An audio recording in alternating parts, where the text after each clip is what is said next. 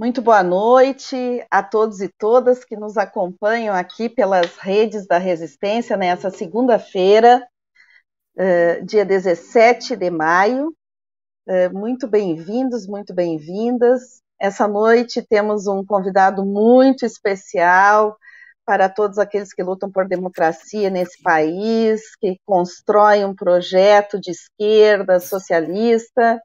Nosso companheiro José Dirceu, advogado, militante político, foi nosso deputado federal pelo Partido dos Trabalhadores, foi ministro-chefe da Casa Civil durante o governo do presidente Lula e foi também presidente do PT, presidente nacional do PT.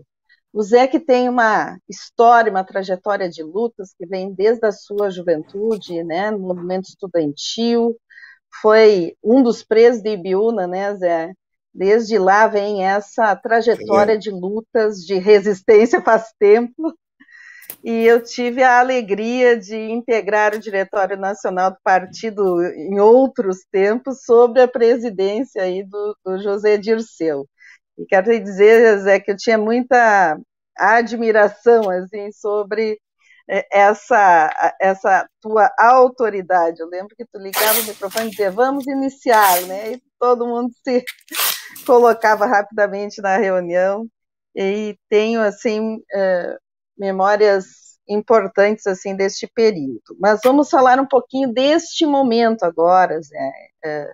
Um momento importante onde nós conseguimos ter algumas vitórias significativas para o nosso campo democrático e popular, para o PT, para o presidente Lula.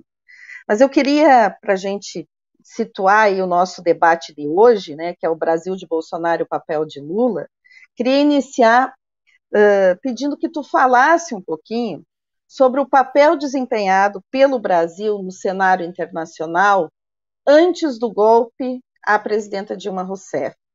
Qual era o papel que o Brasil desempenhava, né, naquele período ali, antes do golpe? Muito boa noite. Boa noite, Miseara. Boa noite a todos e todas que nos acompanham na Rede da Resistência. Agradeço o convite e as tuas palavras generosas. Mais do que eu mereço.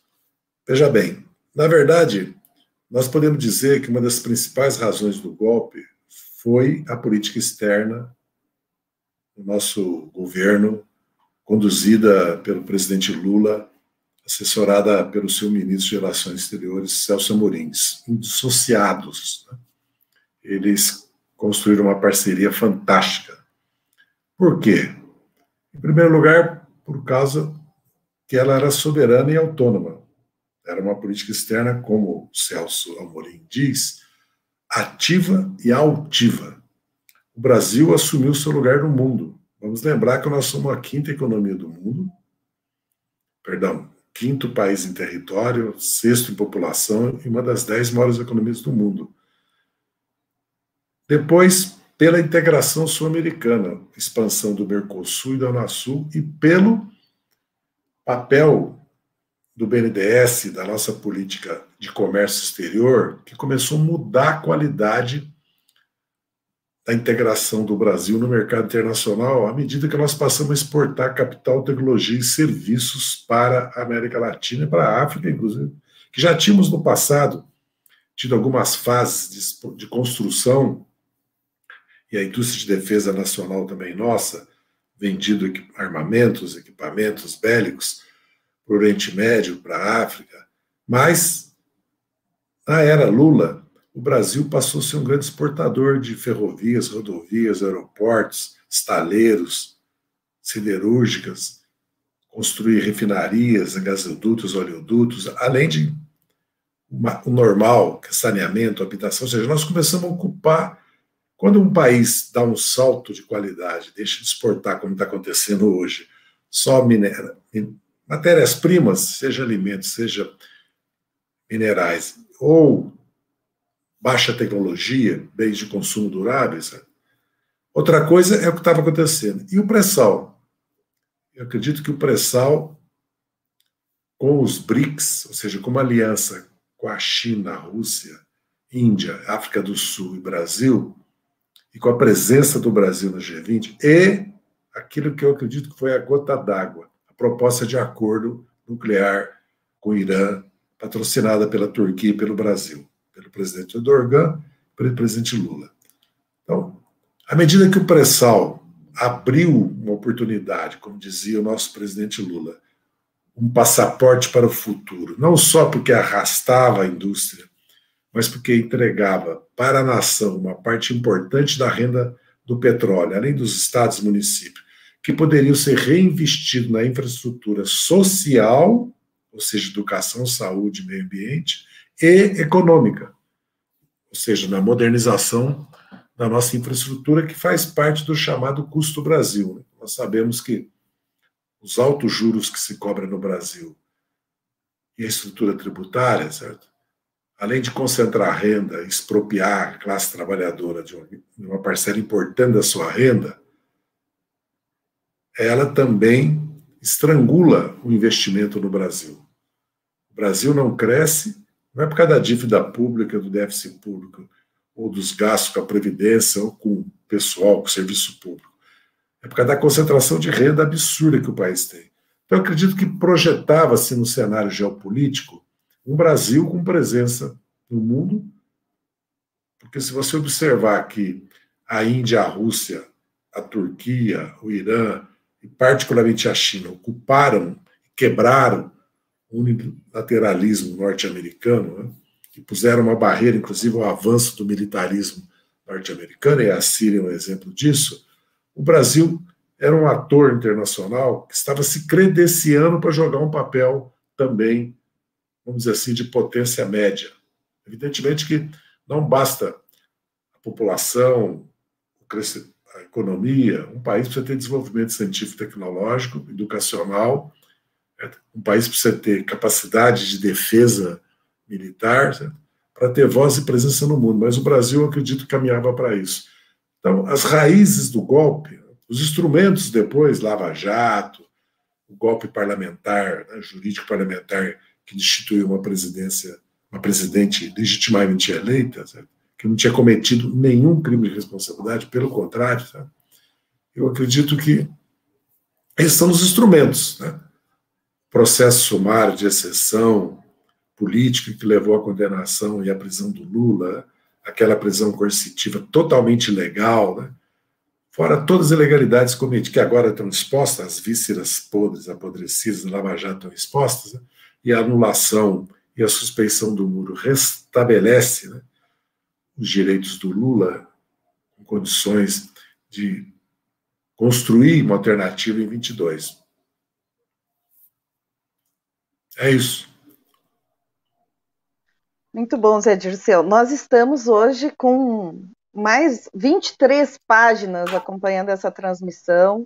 Temos companheiros aqui de Nova York, do Reino Unido, da Espanha nos acompanhando. Temos companheiros de vários lugares do Brasil, militantes.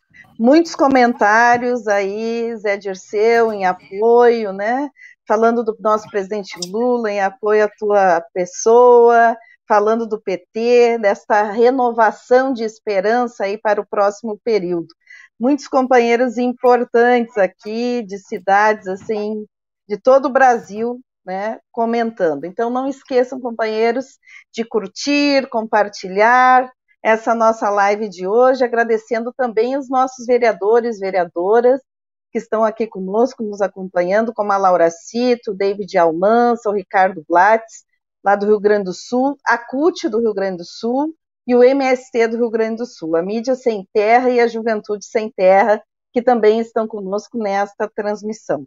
Mas eu gostaria que tu falasse agora um pouquinho deste Brasil de hoje, Brasil de Bolsonaro, o Brasil sob o comando de Bolsonaro, não é dele, mas está sob o comando dele aí na presidência da República. Fala um pouquinho sobre os desafios para o nosso país, né, sobre esse governo fascista de Bolsonaro. Eu tenho procurado insistentemente chamar a atenção que o governo Bolsonaro não é qualquer governo de direita, Fernando Henrique, Sarney, o mesmo Collor. porque é um governo que tem característica de um novo ciclo político, um novo período histórico, que está em andamento e começa a se esgotar, de certa maneira, com a vitória do Biden, né, com esse levante na América do Sul, né, que o Chile hoje, com essa vitória fantástica, né, dos independentes progressistas de esquerda e da esquerda, da centro-esquerda, revelam. O Bolsonaro é um governo de extrema-direita, é um governo militarizado, e um governo obscurantista e fundamentalista religioso, e que tem uma base social. Aglutinou um pensamento conservador, liberal e religioso, uma parcela importante da classe trabalhadora. Não é a primeira vez que isso acontece no Brasil. Vamos lembrar do Collor, do Ademariz, do Malufis, do Jânio. 61 está muito distante para a maioria jovem que nos acompanha aqui, mas eu tinha uma idade ainda, tinha chegado em São Paulo e me lembro muito bem tudo que aconteceu. A tentativa de golpe militar para impedir a posse do Jango, e o levante popular que o Brizola organizou, distribuindo armas para o povo, com o apoio da Brigada, de uma parte do Terceiro Exército, da cadeia e da rede da legalidade que ele convocou em todo o país pelas rádios, e a classe trabalhadora sustentou e evitou o golpe. Veio o parlamentarismo, mas depois veio o plebiscito que derrotou o parlamentarismo, e os militares tiveram que dar um outro golpe, esse sim, vitorioso, infelizmente, ficaram 21 anos no poder. Portanto, nós estamos tratando de um outro ciclo, outro período histórico. Esse governo veio para concluir aquilo que o Fernando Henrique começou e pregou, que é enterrar a era Vargas. Acontece que eles não contavam, primeiro, com a submissão do Bolsonaro ao Trump, à política externa americana. Ele colocou, inclusive, as nossas Forças Armadas sob o comando Sul e da OTAN. Segundo, com essa política externa completamente obscurantista, negacionista da globalização. Uma coisa é, a globalização trouxe muitas contradições e está acontecendo esse tipo de movimento em todos os países, até porque ela, de certa maneira, desintegrou a classe operária tradicional, que era a base da social-democracia ou do Partido Democrata nos Estados Unidos. Né? E ela trouxe o surgimento da extrema-direita. Né? Basta ver que já governou a Itália, está no risco de governar a França, e tem uma influência muito grande na Bélgica, na Áustria, cresce na Alemanha, cresce na Espanha, e houve esse fenômeno aqui no Brasil também, da extrema-direita, pelo golpe, pela Lava Jato, por tudo que aconteceu, levar ao governo alguém que vai dar continuidade desmontando o Estado Nacional, porque privatizar os bancos, privatizar as estatais, é tirar do Brasil os instrumentos que ele tem para o desenvolvimento autônomo e soberano.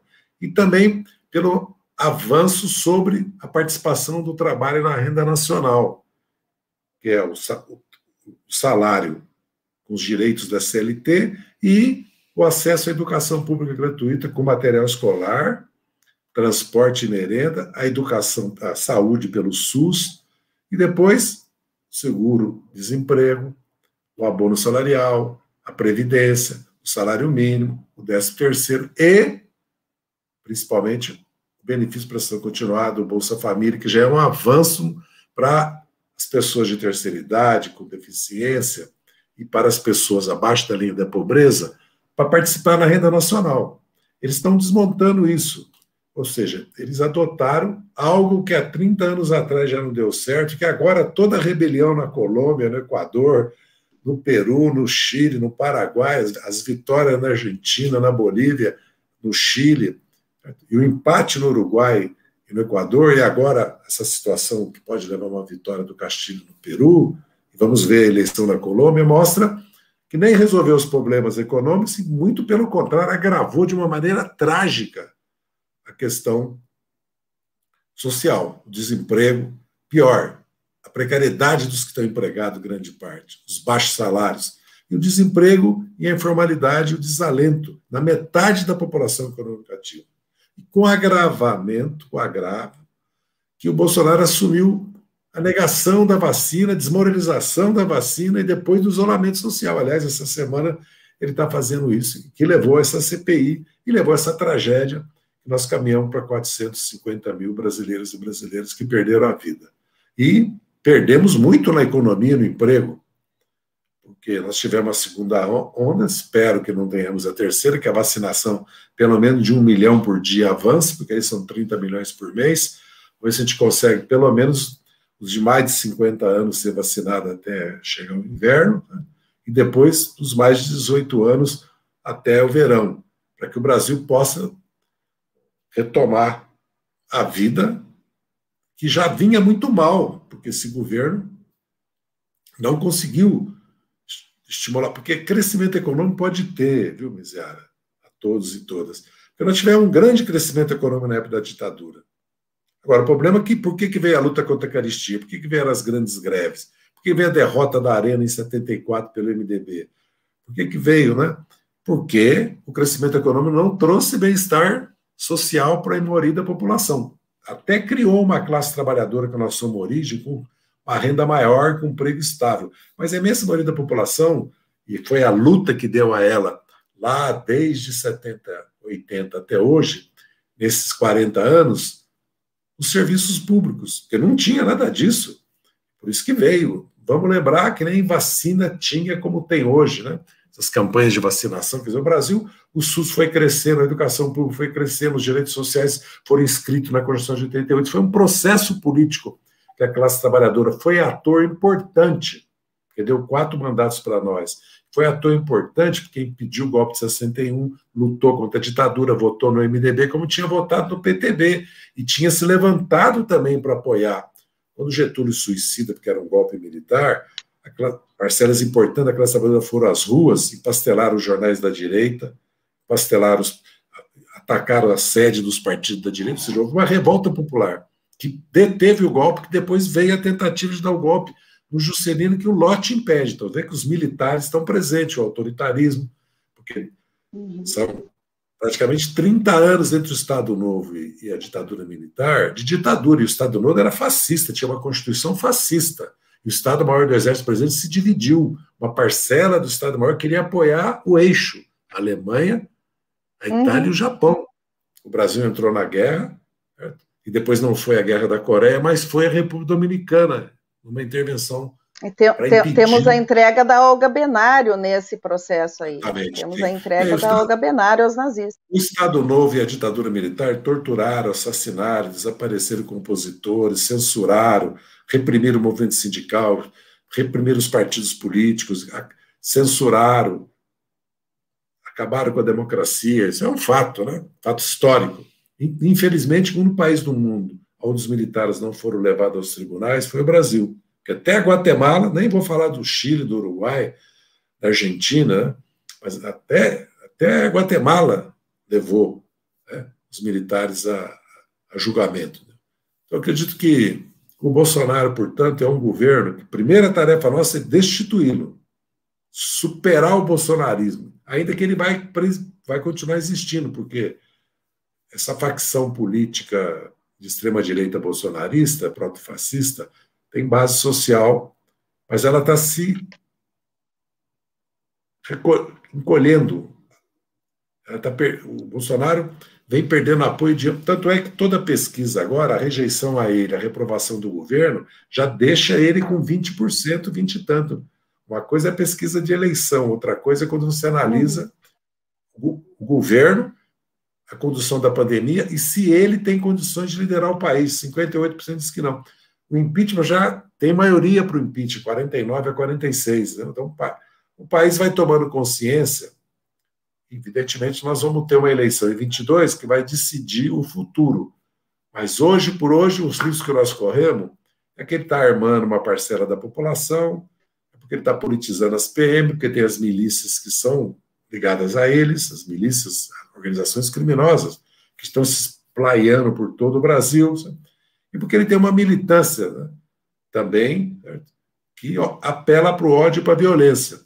Então, há riscos, há condições para um golpe militar ou um golpe político do bolsonarismo? Tudo indica que não, porque eu acho que 2/3 do país hoje se opõe ao Bolsonaro e a qualquer tentativa de violar a democracia. Até porque, nesses últimos anos, você pode observar que o Supremo Tribunal Federal e o próprio Congresso Nacional, até pela nossa participação, tem colocado obstáculos e impedido que o Bolsonaro avançasse na sua estratégia de, por dentro das instituições, instaurar uma ditadura militar. Ele não conseguiu a escola sem partido, a censura, o fim da autonomia da universidade, governar por decreto-lei, o pacote anticrime, mesmo a reforma da Previdência ficou bem aquém. Vamos lembrar que a reforma da Previdência era privatização, a capitalização, foi derrotado. Exatamente. Era o fim dos direitos do trabalhador rural e da trabalhadora, dos professores e das professoras, do BPC. Nós conseguimos muitos, evitamos, né? E também o pacote anticrime, que era o Estado policial, se bem que agora o Gabinete de Segurança Institucional, o Ministério da Defesa, essa coisa de GLO, tudo isso trouxe de novo o próprio uso da Lei de Segurança Nacional, que foi revogada agora pelo Congresso, uma nova lei que tem seus problemas, mas já foi um avanço. Há forças de oposição ao Bolsonaro, para além da oposição popular de esquerda socialista, além dos democratas progressistas.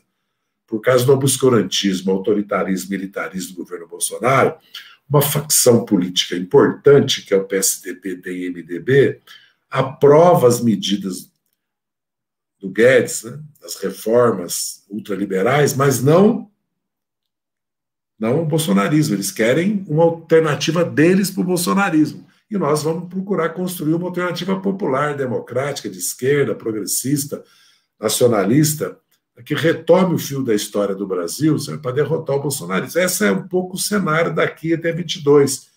Mas é um governo que é uma tragédia humanitária, primeiro pela condução da pandemia, e uma encruzilhada histórica, porque eles estão desconstruindo, e o país está reprimarizando a sua economia, desindustrializando, ficando muito dependente do agronegócio, das exportações, e aí tem toda essa condução da política externa que nos isola da Europa, da China, cria a crise, né, desnecessária com a Rússia, entendeu? Vai criando crises. É um descalabro total. Aliás, tem uma desorganização, o governo é uma desorganização total. INCRA, FUNAI, Instituto Chico Mendes, Ancine, Funarte, se você vai citando, foi tudo desmontado, Ministério da Educação, da Saúde, essa história de juntar os ministérios todos no Ministério da Economia, que está evidente que não deu certo, né? Que não tem política econômica, né? Porque essa é abertura. O Brasil está propondo-se, está se propondo que o Brasil abra as compras governamentais e os serviços para o capital externo, quando os Estados Unidos e a Europa estão tomando medidas ao contrário. O Biden lançou um programa que compre primeiro da América, Exatamente. ou seja, ele está protegendo o mercado americano, que é fantástico, de compras governamentais e serviços, para as empresas americanas. E a Europa está tomando, inclusive, impedindo fusões e incorporações, impedindo certos investimentos, controlando as grandes corporações, como a Amazon, Facebook, Apple, todas essas grandes corporações, Microsoft. Quer dizer, há uma outra discussão no mundo. A discussão no mundo hoje é o seguinte: há um subconsumo, a concentração de renda, a economia não anda. Inflação zero, juros zero, trilhões na economia não anda porque concentrou muito a renda, criou muito desemprego, muito subemprego, baixo consumo. Então, os americanos já vamos mudar o papel do Estado, investimentos na infraestrutura, na energia, na inovação, investimento para o idoso, para os imigrantes, para os negros, investimento, né, em creches, né? Vamos proteger as famílias na pandemia com uma renda mínima, ou seja, e principalmente fazer uma revolução energética, superar o modelo fóssil, porque a questão climática é grave, e ao mesmo tempo pegar carona nisso, na inovação e na mudança energética, para o crescimento econômico, mas partindo da ideia que o Estado tem que ter um papel. Isso vai acontecer na Europa. Aliás, o capitalismo, depois da Segunda Guerra Mundial, fez isso. A Segunda Guerra Mundial destruiu a Europa toda, a Rússia, destruiu o norte da África, a Grã-Bretanha, a China, toda a Ásia, Indochina, Tailândia, Malásia, Birmânia, hoje Mianmar, Filipinas, Indonésia. Foi uma devastação. O Japão foi devastado. Já tinha tido a depressão e já tinha tido a Guerra Mundial. O capitalismo se autorregulou. FMI para cuidar do câmbio, depois veio o controle do comércio até o OMC, Basileia para separar os bancos, controlar os bancos, e a ONU, Conselho de Segurança. Então, tudo indica que nós estamos no limiar de um choque, porque vai haver um choque. Porque o problema é saber se nós, as classes trabalhadoras, os partidos socialistas, vamos ter participação nessa reorganização, numa luta no direcionamento disso. Aqui no Brasil, é hora de retomar o papel do Estado. É hora de emitir recursos para investir na criação de emprego, no combate à fome e à miséria, na ciência, na tecnologia, na educação. Sabe? É hora de fazer reforma tributária, bancária, política. Não? Então, é hora de fazer uma mudança. No fundo, é retomar o fio da história, fortalecer os bancos públicos, fortalecer os estatais. Lógico que você precisa reformar a gestão, o controle social, certo? Das empresas estatais também. Mas privatizar a Eletrobras, que domina quase a metade da transmissão, da geração, sabe? E além de que controla os principais reservatórios do país, certo? Sem nenhuma necessidade, porque ela deu 6 bilhões de lucro, ela dá lucro, entendeu? Não é verdade que ela dá prejuízo, nem que a Petrobras dá prejuízo, porque falaram que deu prejuízo a Petrobras na nossa gestão, agora deu 45 bilhões de prejuízo na gestão deles, pelos problemas do preço do petróleo, problemas de reavaliação de ativos. Estamos indo rumo a um novo apagão, né?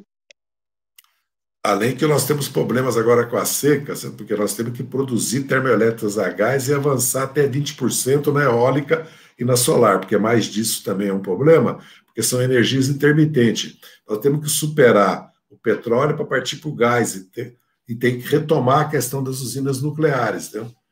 O Brasil tem uma grande oportunidade, porque a revolução energética e a revolução ambiental, mudar o padrão da agricultura apoiada em agrotóxicos, principalmente acabar com a agricultura predatória, a grilhagem, o avanço sobre a Amazônia, né?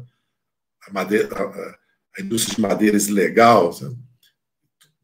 Ter um projeto de desenvolvimento para a Amazônia de outro tipo. Né? Além disso, nós temos uma oportunidade, que nós temos uma indústria de saúde precisando dar um grande salto de desenvolvimento, indústria de fármacos, indústria química fina, temos toda a indústria de óleo e gás de petróleo, pode ser retomada, está se construindo 150 plataformas no exterior, 150 mil empregos diretos, mais de 1 milhão indiretos, poderia ter, fora a renda, impostos, tudo. Então nós vamos ter que aproveitar a mudança do padrão energético, do padrão de saúde pública, e também do modo de vida nas cidades, a mobilidade, as áreas de risco, né? O problema do emprego para o jovem, e fazer a revolução científico-técnica, que é o mais importante. Porque se o Brasil não. Porque o Brasil, nós já temos automação, robotização, inteligência artificial, está aí o 5G, o carro elétrico. O Brasil precisa, em 10 anos, fazer 50. Vamos ter que.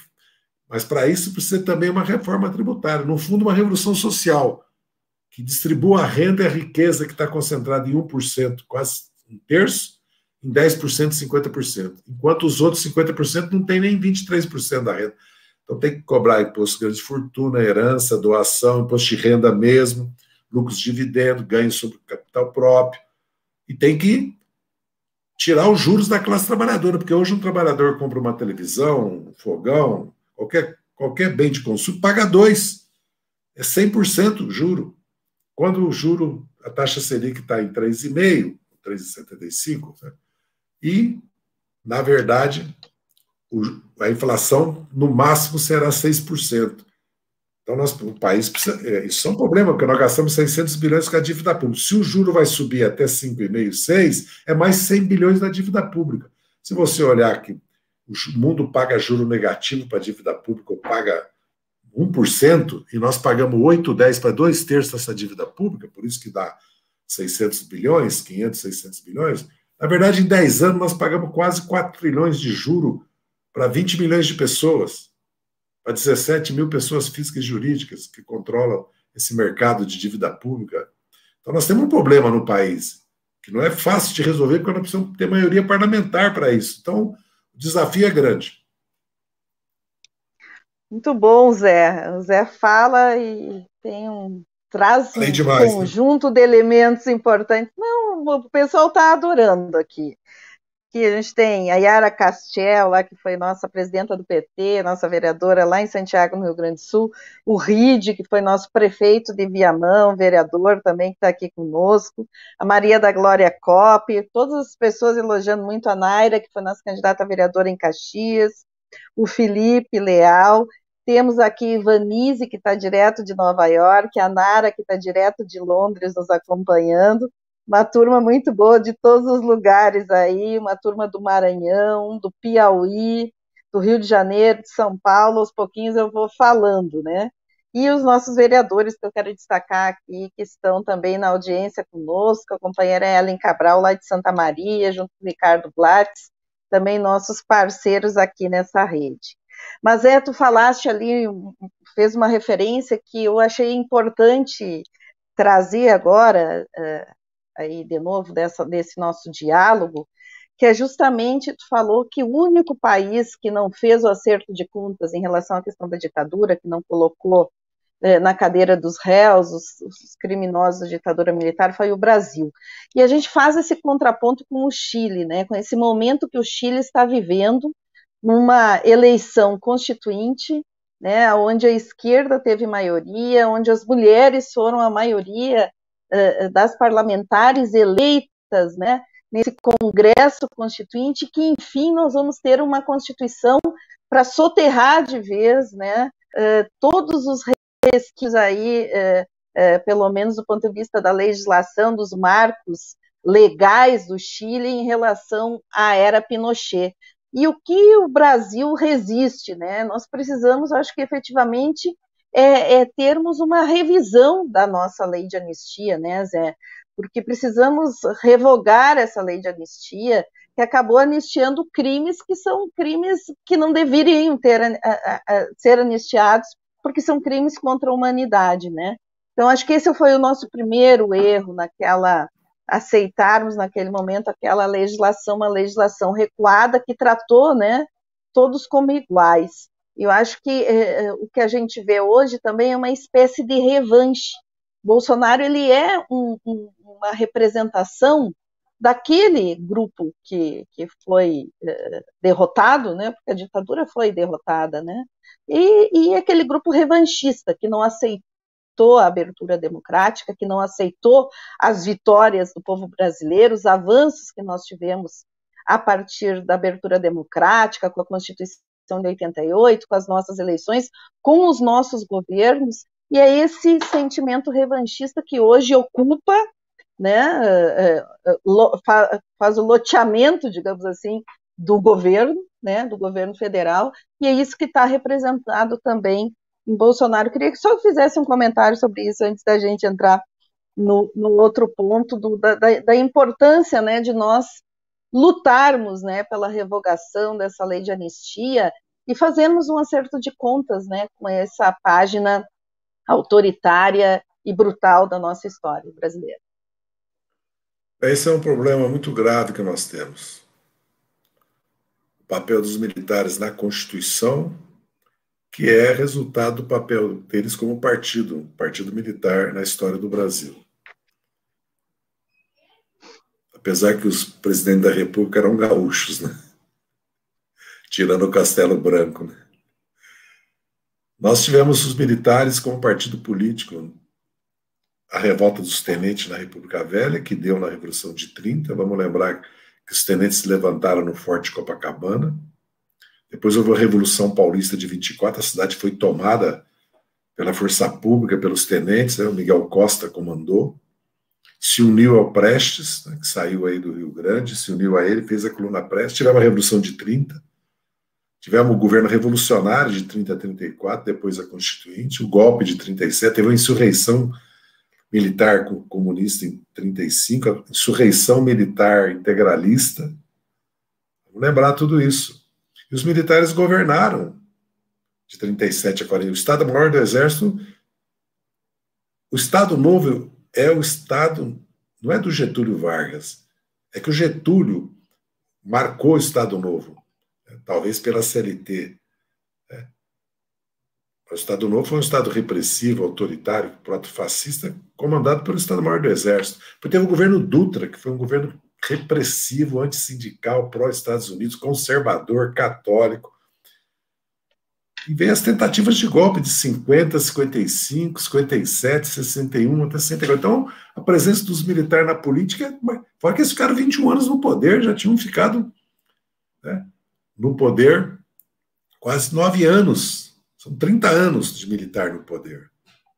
E eles ficaram voltaram para os quartéis, mas ficaram na Constituição, na garantia da lei da ordem, GLO, na lei da anistia, que anistiou os crimes, que foi crime de Estado, crime das Forças Armadas, que tanto a Operação Bandeirantes como o DOI-CODE, tudo isso foi organizado pelo Estado brasileiro. E o mais grave é que a garantia das instituições é papel das Forças Armadas. Está aí a semente, o ovo da serpente, da situação que nós estamos vivendo hoje, que eles se auto-atribuem ser um poder moderador. Militar não pode fazer política em hipótese alguma, não pode fazer declarações políticas nem política. Quem decide o destino do Brasil é o parlamento e o presidente da República. Quem decide a aplicação da Constituição é o Poder Judiciário, o Supremo Tribunal Federal, que é um poder constitucional, além de ser um poder recursal também. Aliás, teria que separar no Brasil. Já fiz essa declaração, mas aí os bolsonaristas ficam explorando, dizendo que eu também estou pregando o fechamento do Supremo. Que eu preguei que o Supremo tivesse só poder constitucional, e os outras matérias fossem com um STJ, né, com outro caráter, tudo. E às vezes eu falo que o poder soberano é o parlamento e o presidente da República, que vieram do voto, da soberania popular. O Supremo vem da decisão da Constituinte, é um poder, mas foi a Constituinte que deu esse poder. Eles não são eleitos juízes. Quem é eleito é deputado, senador, vereador, prefeito, governador, presidente da República. Eles que representam a soberania popular. Então, nosso problema é grave, porque o livro do Vilas Boas, depoimento, os artigos que o vice-presidente Hamilton Mourão publicou no Estado de São Paulo, são uma confissão que eles querem tutelar a vida política brasileira. Né? Você vê que o próprio tratamento que está sendo dado para Eduardo Pazuello é porque ele é militar, general da ativa, mas ele estava lá na função de ministro, portanto, ele é civil ali, não é general. Então, essa confusão, fora a militarização do governo, não só a reforma da Previdência, que transformou os militares em uma casta, né, e foi estendida, inclusive. Então, queremos policiais militares, que está criando crise com os civis, com a Polícia Federal, eles aposentam a aposentadoria integral, eles têm todos os benefícios, portanto, que os ativos, né, que não estão na reserva, eles receberam 43% de aumento, com o Bolsonaro, 23% com o Temer, eles têm hospitais próprios, escolas próprias, apartamentos próprios, clubes próprios, são 12 mil oficiais. E ganharam agora ajuda de custo, verba de representação e eles vão, para estudar, eles recebem sob o título de habilitação, entendeu? Quer dizer, quase uma vantagem a mais, até 65% do salário. E agora rompeu o teto para eles, teto constitucional, para os aposentados poderem romper o teto constitucional. Então é uma casta. Metade é filho de militar, metade se aposenta de 50 anos com salário integral. Então, uma coisa é que as Forças Armadas precisam de um tratamento diferenciado, evidentemente, porque eles estão, em tese, para fazer a guerra. Certo? Agora, é uma profissão que, portanto, precisa ter um salário correspondente aos riscos e à dignidade, vamos dizer assim, do cara. Mas também os professores, as professoras, também as enfermeiras, os técnicos de enfermagem, os técnicos de laboratório, os médicos, os servidores públicos que estão nas áreas estratégicas também tem que ter. Hoje, se olhar o salário base do Ministério Público, Polícia Federal, Polícia Rodoviária, AGU, CGU, são salários de 14, 15 mil reais para iniciar, com todas as garantias, e com seguro-saúde, vale transporte, vale refeição, mas não é o mesmo tratamento que dá para o professor e para a professora. Nem mesmo para os policiais civis e militares. Uma coisa são os oficiais, outra coisa são os policiais. Então está tudo errado. Então nós temos um problema grave, que os militares se auto-atribuem a tutela sobre o país, que eles são superiores aos civis, né? E são machistas, homofóbicos, em grande parte. Tem uma visão antidemocrática, e o Bolsonaro expressa isso abertamente, e a média pensa como o Bolsonaro. Então o problema é grande. Tomara que fosse só o problema da lei da anistia, que o Supremo depois convalidou. Não, é muito mais grave o problema. Espero que eles obedeçam à Constituição, como eles estão dizendo, e voltem para os quartéis. Porque não tem nenhum sim. Outra coisa, aonde eles estão e têm visibilidade pública são incompetentes. Os que estão no palácio, que passou pelo ministério, são incompetentes. Não que não haja militares competentes, até porque eles estudam nas melhores escolas e passam o tempo todo se dedicando à tecnologia. Porque o Brasil precisa de Forças Armadas, precisa, muito superior que nós temos. Porque o Brasil precisa defender o Atlântico Sul, os nossos mares têm 600, 700 barcos pescando legalmente, a foz do Amazonas. O Brasil precisa desenvolver, certo, uma defesa de mísseis para o país, por isso que Alcântara, o foguete lançador de satélite era tão importante. Né? Nós precisamos profissionalizar as Forças Armadas, porque hoje nós temos serviço militar, não temos Força Armada profissional. Nós precisamos desenvolver a nossa defesa nacional, a nossa indústria de defesa nacional. Ninguém é contra os militares, nem que eles tenham uma situação especial, que não é privilégio, que eles precisam ter, mas não é só eles. E não assim como está acontecendo. Né? Então, temos problemas pela frente. Temos problemas. E é grave o problema dos militares. Não, muito grave, né? E esse governo, neste momento aí, que propõe uma reforma administrativa, faz este decreto aí, rompendo o limite de teto dos salários, aí, num canetaço, toda uma hipocrisia, né? Esse Bolsonaro. Na Globo News hoje, esse lenga-lenga do teto de gasto, regra de ouro, e o lenga-lenga que precisa cortar os gastos do pessoal. Mas como cortar gasto pessoal? Olha o que está fazendo com as Forças Armadas, com os militares. Né? Sim, alguns então, privilegiados tem que cortar, tem que cortar proporcionalmente conforme cada um ganha. É como cobrar imposto.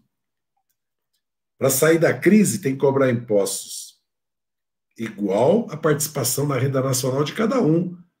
E não cobrar o dobro de impostos que cobra da classe trabalhadora e das classes altas que têm a metade da renda nacional. Aí não. É como os militares. Tudo bem. Agora, então, também para os médicos, também para os professores. Depois não pode falar em austeridade, né, consolidação fiscal, como eles falam, e ver essas medidas todas. E não vou nem falar, certo, de outros gastos, né, principalmente das emendas parlamentares, dos gastos da Codevasp, nem vou falar da família do Bolsonaro, dos problemas do Queiroz, né, do Rony Lessa, dos fuzis, né, do assassinato da Marielle e do Anderson, das rachadinhas do Laranjal, aí tem as relações com as milícias, tem tudo. Isso é um outro mundo. Encoberto, investigações que não avançam, são paralisadas por decisões políticas do Judiciário, por troca de nomeações para o Supremo, para o STJ. Né? Então, nós estamos vivendo, ou porque o Ministério Público não investiga, então nós estamos vivendo, não que nós queiramos que não se respeite o devido processo legal, certo? A presunção de inocência, o contraditório, porque o que fizeram conosco, nós não queremos que se faça com outros, né? Tem que valer para todos a lei. Mas é realmente uma situação muito grave, que o país precisa tomar consciência, o país precisa ter uma consciência da situação que a pobreza e a miséria vêm da concentração de renda e riqueza, que precisa fazer reforma tributária. Lógico que o governo pode avançar muito sem a reforma tributária. Nós não podemos... Quer dizer, o país está perdendo o poder soberano sobre a política econômica. Quando você cria um Banco Central independente, você entrega a política cambial, ele já tem a monetária, para o Banco Central, porque tirou do Conselho Monetário Nacional. Quando você coloca que o mandato vai 2 anos do próximo governo, da metade da diretoria do presidente, você tirou a autonomia do presidente. O absurdo que foi o parlamento que aprovou isso. E quem controla a política monetária e cambial acaba controlando a política fiscal e a política de crédito.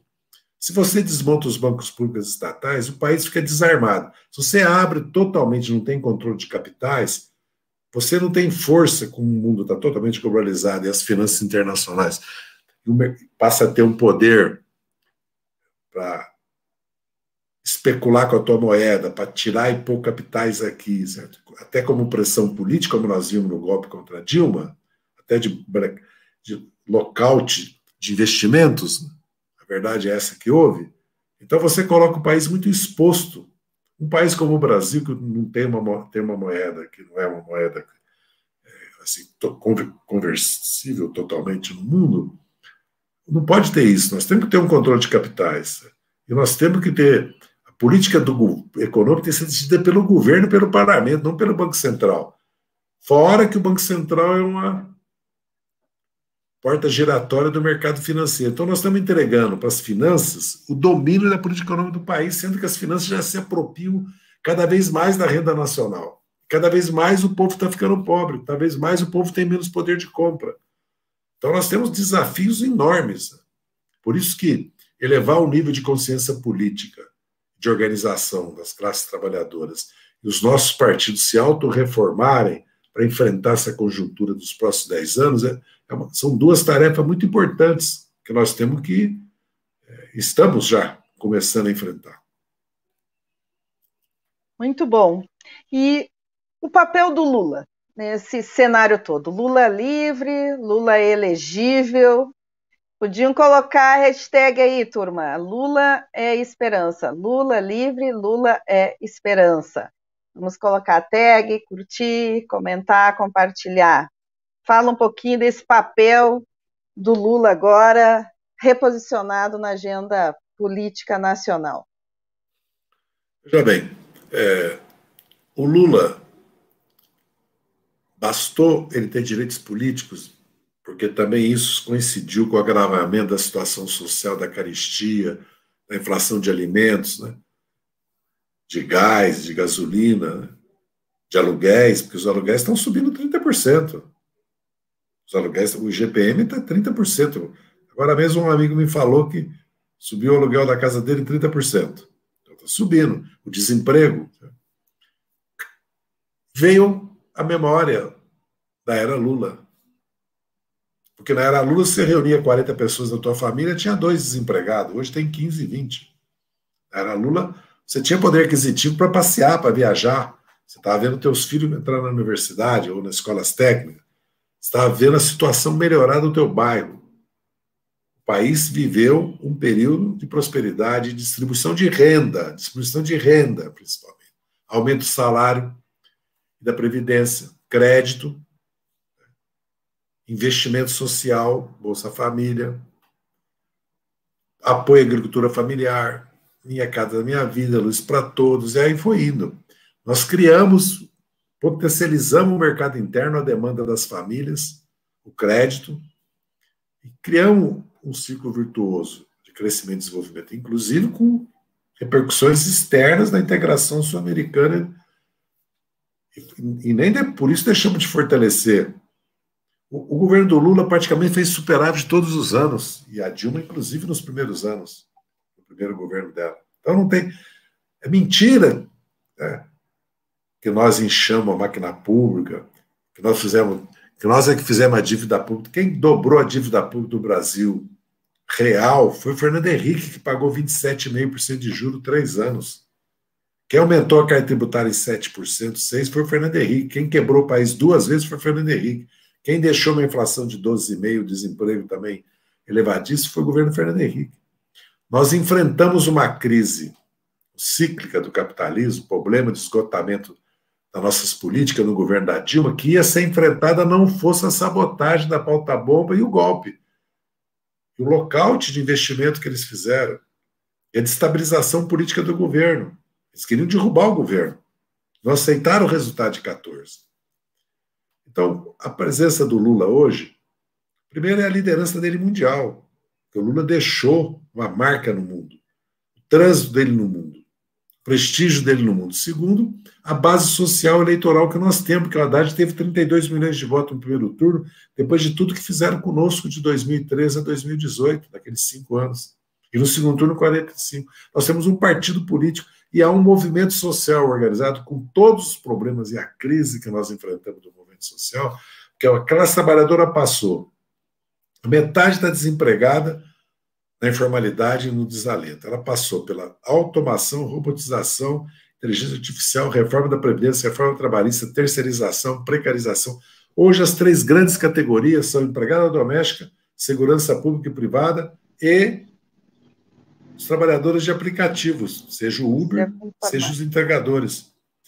Então, a classe trabalhadora passou por um processo, uma mudança no mundo do trabalho fantástico, que nós temos que nos adaptar a isso agora, mudar o caráter dos sindicatos. O sindicato tem que ser autossuficiente. Aliás, os partidos têm que pensar nisso também, porque amanhã acaba fundo partidário, fundo eleitoral, como acabaram com o imposto sindical, para desconstituir o movimento sindical, para não resistir às reformas liberais.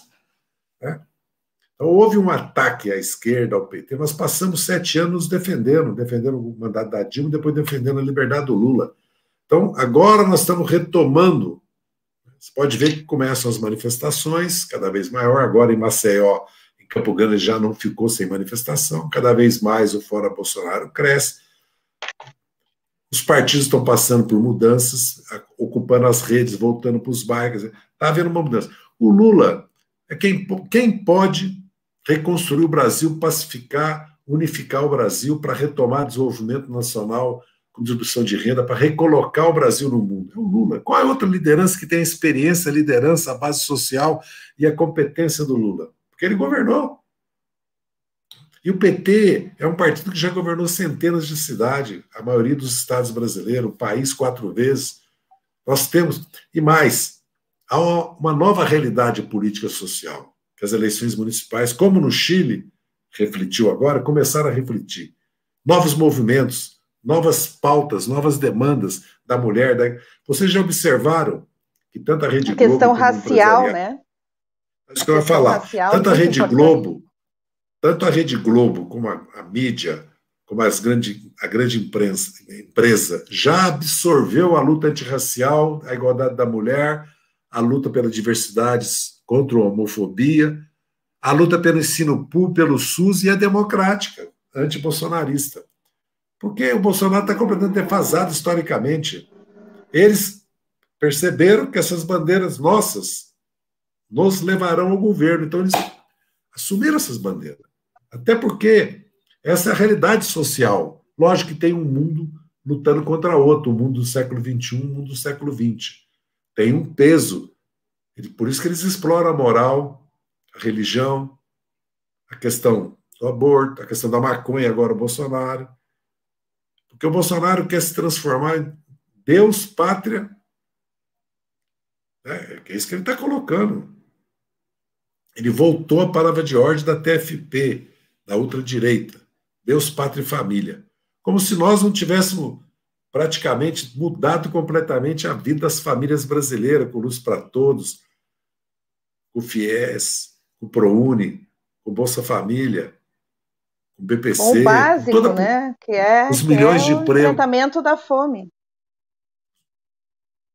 Os milhões de empregos que nós criamos, como se nós não fôssemos um partido de origem cristã, porque eu mesmo, quando cheguei no PT, que eu vim da clandestinidade, eu acompanhava pela imprensa, eu levei um choque da presença da SEB das pastorais, né, da Teologia da Libertação, que era quase majoritária no PT. Então o PT é essa história, mas ele quer explorar como nós fomos contra a bandeira do Brasil, contra o Brasil, quando é ele, na verdade, que está desconstituindo a soberania e a autonomia do Brasil, desmoralizou o Brasil no mundo e levou as famílias brasileiras a essa situação pela política genocida dele na pandemia. Então vai haver um choque, ele vai tentar explorar. Olha o discurso dele em Terrenos, do Mato Grosso do Sul, acho que chama Terrenos mesmo, o lugar que ele está. Vai entregar 5 títulos que vai levar não a legalização e a posse da terra legal, e sim a possibilidade de vender essa terra, e não a possibilidade de ter crédito com o título para poder crescer, se desenvolver com tecnologia, tudo como está acontecendo com a agricultura familiar, com o próprio MST, né, que está avançando para uma economia ecológica, orgânica, e está avançando também para uma economia de industrializar e atender um mercado interno que cada vez mais cresce, contra o agrotóxico, contra o uso predatório da água e da terra, que é um grande desafio para nós. Nós não podemos pensar no novo modelo de crescimento, desenvolvimento, sem uma revolução ambiental, sem uma revolução energética, e sem uma forte distribuição de renda, uma economia que sirva ao povo, não o contrário, o povo servir a economia para 1% dos brasileiros. Por isso que a questão da reforma tributária é tão importante. Então, nós vamos enfrentar um desafio que o Lula é a liderança que tem, primeiro, liderança, segundo, experiência, terceiro, legado, quarto, autoridade mundial e autoridade no Brasil. Por isso, essa atração que o Lula produziu nessas últimas semanas sobre amplos setores da sociedade que querem dialogar, conversar com ele. Porque ele é a liderança. Porque qual é a outra liderança que pode liderar o Brasil para superar o bolsonarismo, reconstruir o país e retomar uma rota de crescimento soberano com distribuição de renda, para combater a pobreza, e para fazer uma revolução científica e técnica no Brasil e colocar o Brasil no século XXI em termos ambientais, em termos energéticos e sociais. Uma revolução social. É o Lula. Representa outra. Não tem. Por isso, o papel do Lula é tão... O Lula, essa importância que o Lula ganhou, porque ela é real. Porque se não fosse real, ele não teria ganho, mesmo com direitos políticos. Não teria ganho. Esse impacto que houve internacional, inclusive, das embaixadas procurarem o Lula, dos principais países do mundo, ter convites para viajar pelo mundo, e esse impacto dos partidos de centro-direita procurarem o Lula para dialogar, e mesmo parte do empresariado, é porque ele é quem tem condições de liderar o Brasil nos próximos anos. Felizmente, nós temos Lula. Sem dúvida. Ainda bem que temos Lula, mas precisamos garantir, né, essa chegada, e a gente precisa garantir com muita luta, né?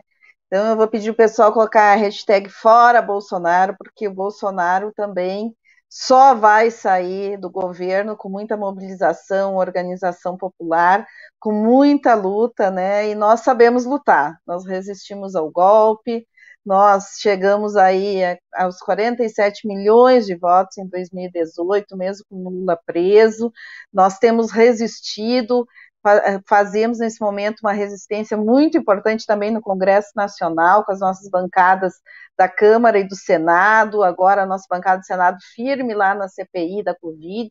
Então, o nosso nome é Resistência, e por isso nós estamos aqui nessa noite com as redes, essa grande rede da Resistência, Zé Dirceu, que nos acompanha há muito tempo. Quero agora, Zé, para a gente fechar, falar um pouquinho desse desafio. Temos Lula e temos esse desafio para a esquerda, né, para chegarmos a uma importante unidade. Eu acho que talvez esse esforço agora seja uma unidade da esquerda para a chegada até 22, né, que começa agora em 21, nas lutas sociais, nas nossas mobilizações, no Congresso Nacional, mas é muito importante que a gente possa também avançar nesse sentido, né, porque, como tu bem disseste, o bolsonarismo, ele tem tido um recuo, tem diminuído, mas ainda é um núcleo muito duro, né, que resiste ali com seus 20%, e, portanto, nós precisamos mais do que garantir vitória do Lula, também avançar mais numa representação mais progressista, né, mais do campo democrático e popular no Congresso Nacional, né, a partir dessa nossa unidade. Acho que desligou teu som, Zé. Não. O microfone? Agora sim, agora está ok. Muito importante o que você colocou. Nós precisamos dobrar o número de deputados e senadores progressistas, nacionalistas, democráticos, não só de esquerda. Mas para isso nós precisamos abrir as listas do PT, para as mulheres, para os negros, para as negras, para os sem terra, para os intelectuais, artistas, acadêmicos, né? Precisamos abrir, atrair lideranças novas, que são petistas e não estão filiadas, ou são filiadas, mas não estão na estrutura do partido, para além das tendências que são importantes, para além dos atuais parlamentares, que nós temos parlamentares extraordinários. Mas nós precisamos fazer isso. Então, isso é uma tarefa. Segundo, nós não podemos querer ganhar a presidência da República, nós vamos ter uma aliança com o PSOL, com o PSB e com o PCdoB. pudera com o PDT, mas o Ciro adotou outro caminho, que é a aliança com o PSDB e com o DEM. Né? Então, é outra. Mas nós temos que manter um diálogo com o PDT, porque depois nós vamos governar. Depois nós temos que estar aberto para o diálogo com os partidos do centro. Porque há um eleitorado que votava no PSDB, DEM e MDB, que votou no Bolsonaro, que desgarrou já. Porque o Alckmin só teve 4,5% de voto. E o PSDB e o DEM, ou o PSDB e o MDB, faziam 35%, 40%. Aliás, fizeram 2 vezes mais de 50%, porque o Fernando Henrique foi eleito 2 vezes pelo turno. Desidratou. Então nós temos uma disputa política para fazer com esse eleitorado. Evidentemente que muitos deputados, prefeitos aí mesmo, desde lá do Amapá até o Rio Grande do Sul, muitos deputados, vereadores, prefeitos querem fazer campanha por Lula, independente do partido que esteja. Então nós temos, essa é a realidade. O Lula está sinalizando claramente isso. Né? Ele não pode querer ganhar a eleição só com o PT, nem só com a esquerda. Isso traz muita discussão, muita divergência dentro do PT, mas é a realidade que está se impondo, porque nós temos que superar o bolsonarismo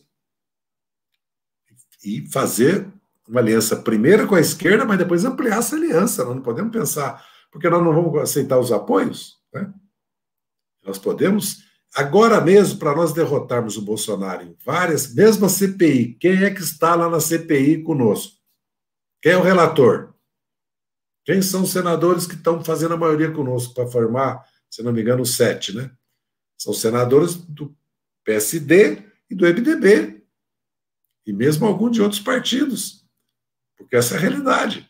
Então, se nós queremos, quanto mais nós avançarmos no número de deputados e senadores em mobilização, conscientização da sociedade, mais avança o nosso programa de governo. Porque também o único presidente que governou sem maioria no parlamento foi o Lula. A Frente Ampla tinha, os peronistas tinham, o Evo Morales tinha, Rafael Correia, o Chaves, mesmo na República Dominicana, no Panamá e El Salvador, que foram governos. Agora o André Manuel Lopes Obrador tem no México. Esse é um desafio para nós, fantástico. Construir uma campanha para a Câmara e para o Senado e para a Assembleia Legislativa que nos dê força para poder fazer reformas e para poder governar sem abrir muito o leque de alianças. Isso depende de nós. Esse é o desafio. E o Lula tem sinalizado isso também. É só... Eu presto atenção em tudo que o Lula fala. Presta atenção. Nas entrelinhas. Nas entrelinhas.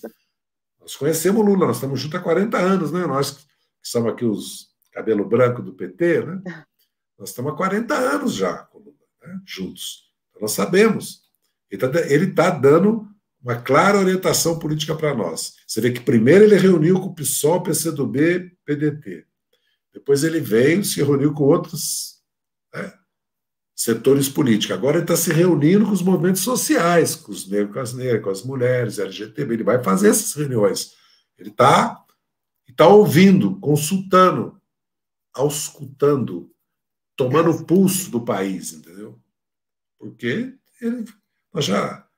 o Lula é uma liderança nacional, né? E não é só uma liderança popular, ele é uma liderança nacional, nós temos que entender isso. Mas é isso, viu? Muito bom, Zé. Muito obrigada. Eu quero agradecer, viu, Miséria? Eu estou lendo aqui, assim, quando eu posso, agradecer a todos e a todas, inclusive as referências aqui. Acho que foi a Elisa que falou que está com o meu livro na cabeceira. Espero que todos comprem o meu livro, que preciso vender, viu? É que as livrarias quebraram, né? A Leitura, a Saraiva, uma série de problemas, FENAC fechou, as editoras entraram em crise, porque a pandemia virou tudo. Eu mesmo que estava viajando pelo país, eu ia visitar aí o interior do Rio Grande do Sul, que eu só fui a Porto Alegre, né? Nem Paraná, Santa Catarina, Rio Grande do Sul, eu não fui no interior. São Paulo, Minas, Rio, eu fui para o interior, Bahia, Pernambuco, eu fui Alagoas, Sergipe, Piauí, eu fui para o interior. Eu queria terminar lá Paraíba, Rio Grande do Norte, Ceará, Maranhão e Pará, e depois descer para ir e voltar a fazer mais cidades nos estados mais populosos, que é São Paulo, Minas, né? Um pouco no Rio também. E ir para o norte, que eu não cheguei aí nem nas capitais, porque eu fiz 22 capitais e umas 50 cidades. Eu queria fazer mais umas 50. Queria fazer quase toda a cidade de mais de 100 mil habitantes. E outras, como eu fiz Algumas cidades, porque são históricas, são referências, são importantes, independente da população, como a minha cidade, onde eu nasci, que chama Passa Quatro. Eu fui lançar meu livro lá. Eu não podia deixar de ir a Minas Gerais. Né? Mas menos Minas e São Paulo, eu preciso visitar umas 20 cidades. E no Rio também umas 5. Eu vou voltar, eu quero ir em algumas cidades do Rio Grande. Eu quero fazer Paraná, Santa Catarina. Vamos aguardar aqui no Rio Grande do Sul, então. E estamos muito otimistas aí no Rio Grande do Sul, viu? Estamos muito otimistas. Tem uma turma grande. Não, tá, tem que ser... 22. Tem que ter, acho que vai ser um desenho bem bonito aí. Maravilha. Mas antes de terminar, agradecer muito aqui a tua disponibilidade, o pessoal todo comentando muito, foi muito bom, o pessoal gostou muito desse nosso diálogo. Hoje é dia de combate à LGBTfobia, então também fica o nosso registro aí, somos parceiras nessa luta. A minha mãe faria 101 anos hoje, ela morreu em julho de 17, com 97 anos, lúcida. Nossa, simplesmente parou bem. Simplesmente o espírito saiu. Felizmente ela não sofreu nada. Então hoje é um dia para mim de boas e alegres lembranças, né? Porque com 97 anos o ciclo da vida tinha terminado, né? Boas e alegres lembranças também. Uma vitalidade. E dizia uma frase importante: Deus é grande e poderoso, às vezes generoso, meu filho. Anda na linha. Então vamos ficar com essa mensagem da sua mãe aí para finalizar, né? Coloquem a hashtag aí Lula Livre, Lula Esperança, fora Bolsonaro. Não esqueçam de curtir e compartilhar. Agradeço a todos os parceiros dessa nossa rede da resistência nessa noite e vamos confiar aí, né? Que Deus também seja bem generoso ao nosso povo brasileiro que está sofrendo aí com este governo de morte aí de Bolsonaro. Então, muito obrigada, Zé. Foi um prazer. Um abraço.